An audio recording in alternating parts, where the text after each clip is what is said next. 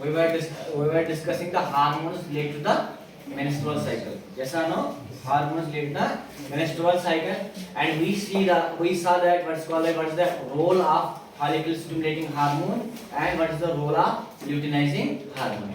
Up to the evolution we have completed that. Clear hai? So we will continue that class only. So this is the third class of the menstrual cycle. Clear hai?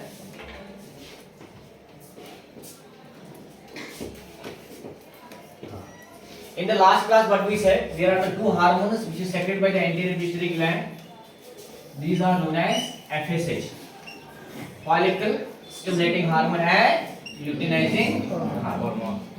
I already said these follicle stimulating hormone and luteinizing hormone, they are secreted at the sixth day.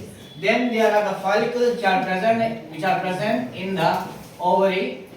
This is the ovary structure of the ovary. So these follicles, there are follicles, these are immature follicles. On these immature follicles, this FSH will act on. FSH will act and it will get converted into mature Graafian follicles. That also we have discussed, it is clear here.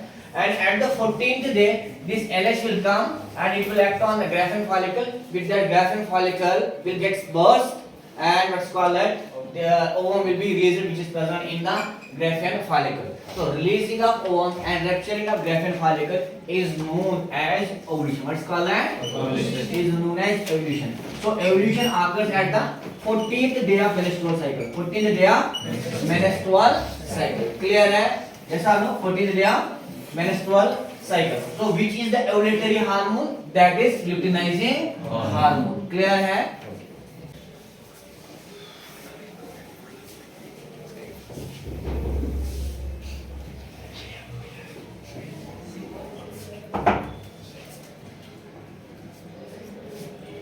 Same, I will write the ovary.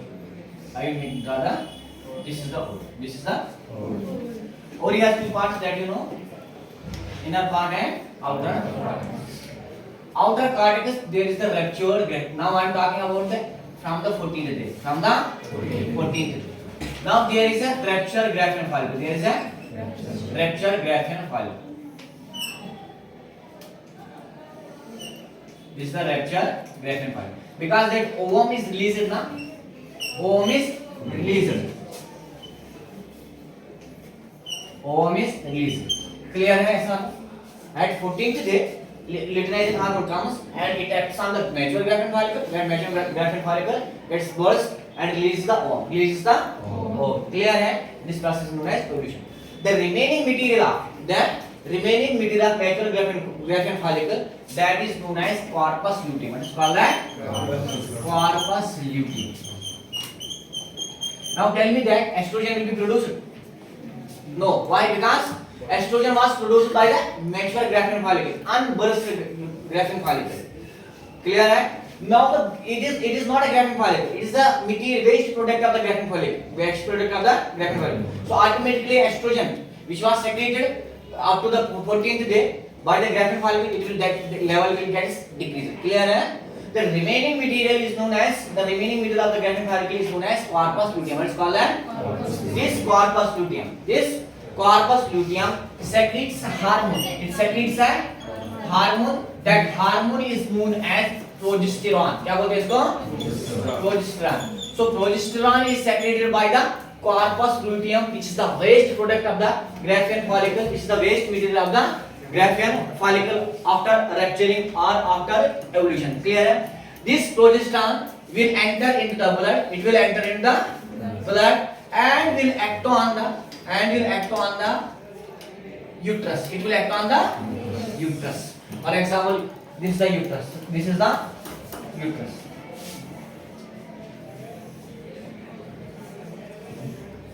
How many layers of uterus have? 3 layers. This is the perimetrium and myometrium and endometrium. Same there. Clear hai? So already functional as endometrium is formed. Yes or no? By the help of estrogen. By the help of estrogen. Clear hai? Yes or no? Okay. Now this progesterone will enter in the blood, and after entering the blood, it will act on the. It goes to the uterus. Where it will go? it will go endometrium of the or functionalis endometrium of the uterus. Functionalis endometrium. What it will do? It will increase the size. It will increase the cell size. It will increase the cell size. What estrogen was doing? That was increasing the number of cells. That was dividing the cells. Now it is increasing the cell size. So increased cell size is known as hypertrophy. What's called that? Hypertrophy. So I can say this progesterone hormone is a hypertrophic hormone. What's called that? So progesterone hormone is hypertrophic hormone. Clear है या नहीं? अरे समझ आ रहा है नहीं आ रहा है? Nothing. We have discussed in the class. Sorry, we have started the class after the ovulation. When ovulation occurs at the 14th day, the remaining material is known as corpus luteum. It is known as this corpus luteum secretes a hormone. That secretes a hormone known as progesterone. What's called that? This progesterone enters in the and when it enters the blood, after that it will enter. It acts on the uterus. It acts on the which endometrium? Which endometrium? Especially functionalis endometrium. Functionalis endometrium who. What called this and functionalis endometrium who made this? Because of the estrogen. Because of the estrogen. Now there is no presence of estrogen. Now who will give this responsibility? I can say directly this estrogen has given the responsibility to the progesterone to increase the cell size. To increase the cell size. So when it will enter, when it will act on the endometrium or functionalis endometrium of the uterus, the progesterone will increase the cell size. It will increase the cell size. So increased cell size is known as hypertrophy. It's called that. So progesterone is a hypertrophic hormone. क्या कहते हैं इसको? Progesterone is the hypertrophic hormone, while as estrogen was the hyperplasic hormone. What's called that? Hyperplasic hormone. Clear है? Yes or no? Okay. Now this endometrium, whether it will be remain inside in the uterus or it will come out in the form of blood. So that is called menstrual blood flow. Clear है? So now this endometrium, the future of the endometrium is decided, and that decision is depends upon the two things. One thing is if the sperm, if ovum got sperm. For example, any girl or any woman has done the sexual intercourse. Sperms are coming there now, and within 12 to 24 hours, if that ovum got the sperm, when sperm get, they will form a zygote. Yes or no? If ovum got the sperm, after that fertilization occurs. So whenever the fertilization occurs, this endometrium remains in situ. Remains means inside only. Clear है? समझ आ रहा है? But for example, if ovum will not get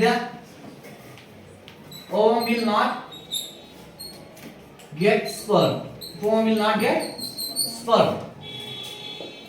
then what will happen?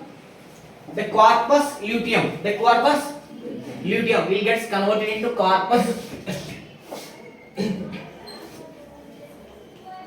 luteum, which was present here, gets converted into corpus menstrualis.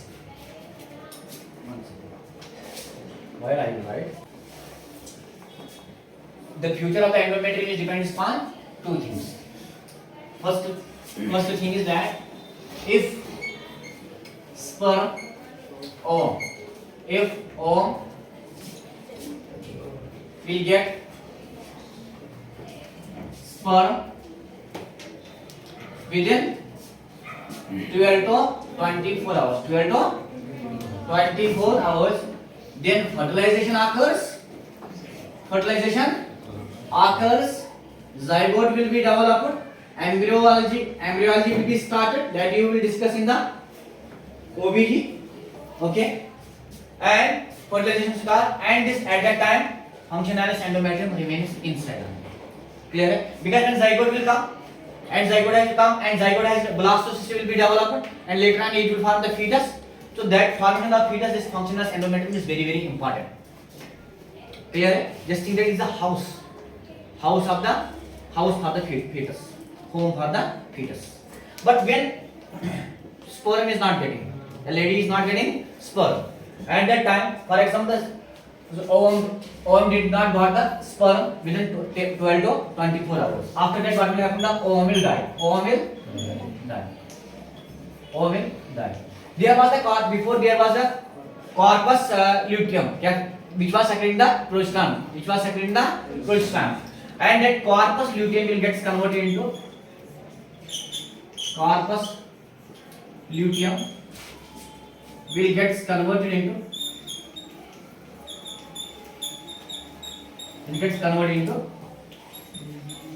corpus menstrualis. When it will get converted at the 21st day. At the 21st day of menstruation. 21st day of the menstruation. Reason is simple and listen.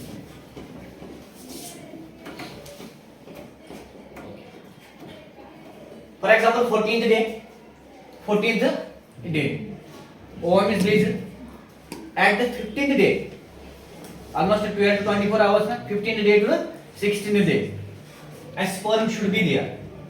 Means ovum should get the sperm.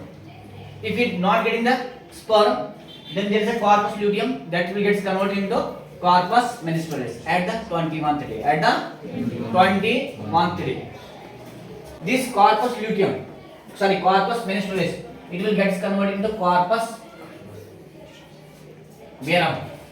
corpus albicans. And after that it will disappear.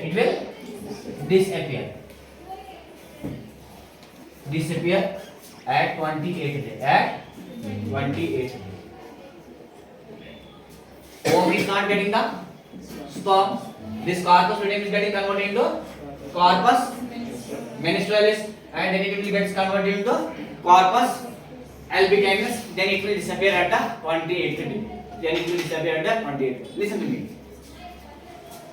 From 6th day to 14th day, who was doing the action on the endometrium? Estrogen. From 14th day to 28th day, who was doing the function? Corpus luteum, progesterone hormone. So at 28th day, corpus luteum gets converted into corpus albicans. Whatever is this, it will get disappeared. When it will get disappeared, tell me that progesterone will be there. When progesterone is not there, who will feed this? This functionalis endometrium? Nobody is there, no hormone is there, yes or no? 28th, from the 28th, from 28th day, nobody, there is no estrogen, either there is no progesterone. So what will happen that when there is no progesterone, when there is no estrogen, vasoconstriction occurs. When vasoconstriction occurs, there will be that rupturing of this endometrium, rupturing of the functionalis endometrium, that will come in the form of blood flow. And it should be visible. It should come to the vagina. That's called menstrual blood. Clear? So from 20, I told already average, it is complete. Average duration of the menstrual cycle is 28 days. After that it will start from 1, 2, 3, 4, 5. Clear? So 1 to 5th day, this bleeding will come out and pain will be there. Why pain is there? See, menstrual cycle is coming out. Rupturing of blood vessels occurs there. So anything which gets ruptured, little bit injury occurs there. Outside, we are feeling lot of pain. So same thing, pain will be there. Why this menstrual cycle occurs? Why this menstrual blood flow occurs? Why this menstrual endometrium, functionalis endometrium is shedding due to the absence of progesterone hormone, due to the absence of estrogen. Because that progesterone hormone, why it is absent? Due to the absence of corpus luteum, I can say. Corpus luteum. That's why in the definition I said that this is shedding of endometrium functionalis. Shedding of endometrium, and it is physiological. It is not a disorder. So now you just remember that from 6th day to 14th day there was a one phase. From 14th day to 28th day there is a second phase. From 4th day to 5th day there is the there is this phase, another phase. So 3 phases of the menstrual cycle are there. How many phases? 3 phases menstrual cycle. Clear hai? So according to your syllabus, I will give them like you need the notes, menstrual phase of menstrual cycle. Now only I will discuss. But before that, they should be clear what is happening inside the menstrual cycle. So if we are talking about the menstrual cycle, when we start the menstrual cycle, we start with the introduction and little bit definition. Yes sir. Then the main part was the hormones related to the menstrual cycle. Clear hai na? Yes sir. From hypothalamus we start and we end at the level of the progesterone. Due to the absence of the progesterone, functionless endometrium is coming out, and obviously this endometrium will get vasoconstriction occurs there, and it will come out in the form of blood flow. Normal average amount of blood flow is 30 ml. ऐसा ये बोला ना 30 ml, 20 to 80 is in the what's called that range form, and 30 is the normal amount. Clear hai? So anybody can say, sir, why functionless endometrium is coming out? Functionless endometrium is coming out. You just say that due to the decrease or due to the absence of progesterone hormone. Due to the absence of the progesterone. Why? Due to the because actually progesterone is a vasodilator. Vasodilator. When what's called when progesterone will decrease, vasoconstriction occurs na. When vasoconstriction occurs, these will come out in the form of blood flow. Clear है? समझ आ रहा है? So right.